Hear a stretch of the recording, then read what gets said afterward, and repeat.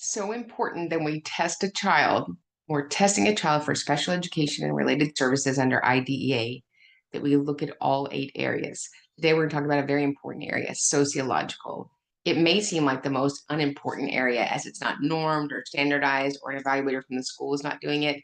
But believe me, it's imperative. We want to make sure that we fill out a sociological evaluation so that we can get background, contextual information, so we can provide a comprehensive understanding of this child's circumstances and their unique needs. So let's talk about the 10 areas that may be on your sociological form. If we haven't met, I'm Karen Mayer Cunningham, founder of Special Education Academy. We train everyone that sits at the 504 IEP table to navigate and negotiate successful student outcomes. So let's look at these 10 areas in the area of sociological. So when you're doing a full and individual evaluation and you're the parent and you're asking for one, make sure that you indicate that this is one of the areas that you want tested, whether it's initial or it's a reevaluation.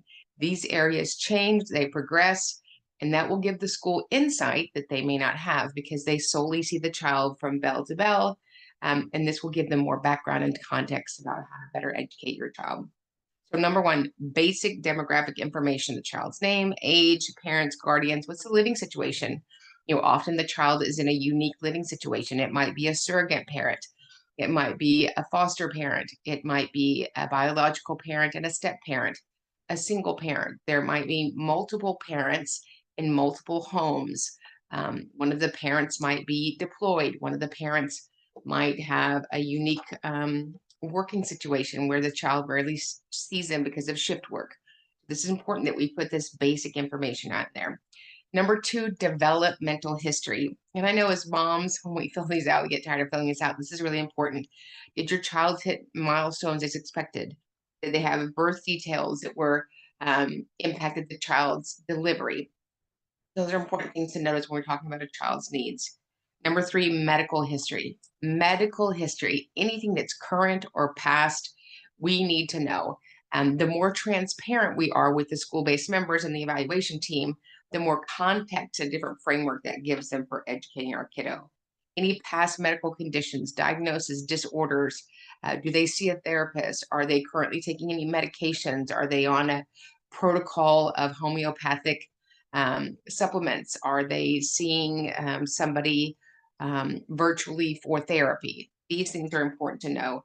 Do they take any medicines at home? Are they dispensing any medications at school? Do they have any allergies? These are things that you want to put down. Do you know about their vision and hearing results? Something I'm always asking my parents is the vision and hearing testing current? Sometimes when our kids get a little older, we try to put that to the side.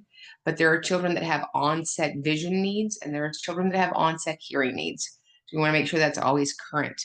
Number four, educational history. Educational history. The schools they have attended. How many schools did you attend? The current grade, previous evaluations, previous 504 evaluations, previous medical evaluations, previous psychological evaluations, and previous evaluations for special education and related services. Academic performance, any known struggles, any outlier, any specific area of need is what we would call unexpected. We need to have that into the educational history. Number five is social and behavioral information.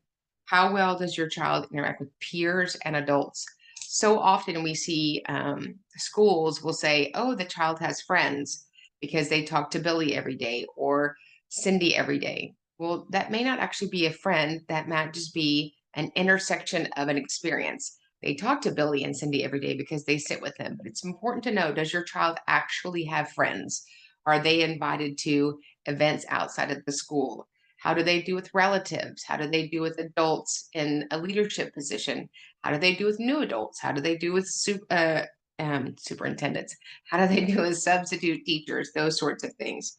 How do they do with their changes? How do they do with non-known changes? How do they do with unexpected changes in their daily routine? These are things that we need to know outside of the home and in the school. Number six, family background, parents, guardians, educational levels and occupations, the family structure, and any significant family events that may affect the child. Let's talk about this for a little bit.